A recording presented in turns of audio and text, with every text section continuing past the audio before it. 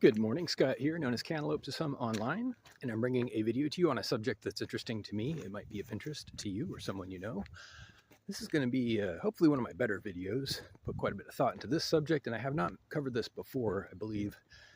And that is an opportunity to better understand the message by the church about the wages of sin. This is not a sermon. I want to start with that. It's absolutely not a sermon. It's going to kind of be debunking something that they say a lot.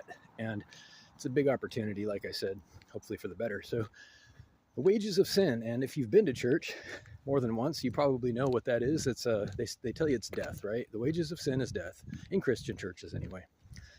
It's not, first of all. It's going to spoil the ending here real quick. Wages of sin, and I'm going to give some very specific examples here in a moment, may not be felt immediately or ever by the person sinning. This is the part they don't tell you about. Wages of sin, when you do something wrong, you do something harmful, destructive, it's like a short-term profit model where you take something that doesn't belong to you or trespass, lie, cheat, or steal. You know, we all know what sin is on some level. If you act confused, you're just acting, if you ask me. Anyway, again, it's not a sermon. But for example,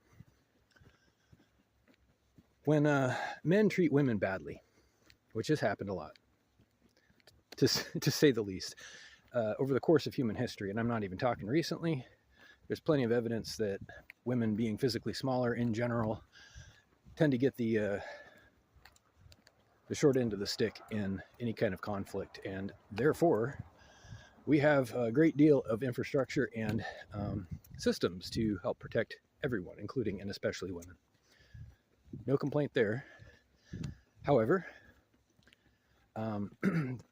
one byproduct of this treatment that women have received is culturally, there is a feminine culture. There really is a solidarity.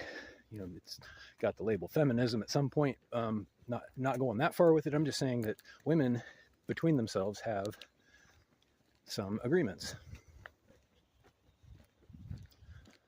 One of these agreements is to prioritize women, between women, so that they can, keep that solidarity, keep protection. It makes sense, okay? Now, I'm not disputing anything. I'm not complaining about this at all. So what I'm saying is, when men treat women badly, and they continue to try, many times, and not always intentionally. Sometimes it's a product of substances, to be honest. And you can blame the person for indulging in substances up to a point, after which you have to blame addiction. And it's unfortunate, but one of the really bad byproducts is that a person is no longer able to control themselves, for better or worse, and all of their hostility or aggression or fears or whatever they're gonna do without thinking about it comes out, and women have to deal with this, unfortunately. So I'm going to quote some lyrics to jump onto a connected track. It'll rejoin this subject in just a second. I learn a lot from music and movies. A lot of media has wisdom in it, and it's important to keep that available, accessible. And one person in particular who I actually watched a long video of their performance last night. Big fan of Flower Face. Shout out to Ruby. Beautiful, talented woman, and I've paid very close attention to her lyrics, and I've learned quite a bit. I'm going to highlight a few things, such as the passage in one of her songs, "I wish I could have loved you right, but I was just a child." Okay, well, I wish I could have loved you right, but I was just a child. By itself, that might not mean a lot. So there are other songs by her, other lyrics, that might help give context to this. I'm going to mention something else. So there are flowers on the table for someone. I'm misquoting the lyric. But the essence is, there are flowers for someone else on the table, but I don't mind, she says. Okay. I'm skeptical. Here's my point. My point is, I'm skeptical. I'm skeptical because I believe that Ruby has zero compunction about saying what sounds good.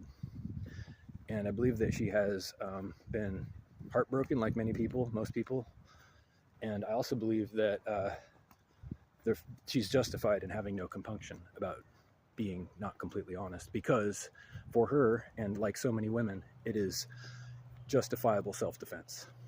They learned this early on. This is the point. The wages of sin, back to the subject, are that people have justifiable defense to do things like lie to you afterwards on a large scale. And it's hard to measure because, like I said, it doesn't happen right away.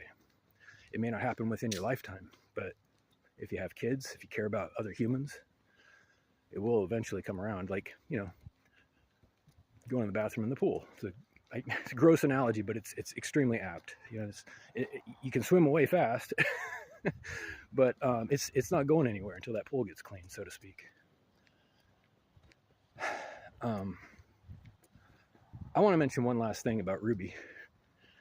She's one of the more frightening and beautiful people that I've ever seen on any screen, because now I'm not a stalker.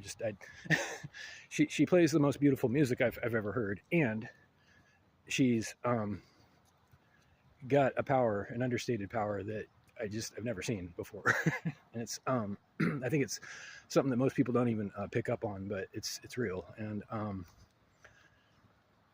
very few people know how to get under my skin, but I think that if anybody wanted to, it would be her. Just saying. So maybe don't sin against Ruby or people like her. We'll all get along just fine. Have a great day. Reach out with questions or comments to whitehotrobot@gmail.com. Thank you.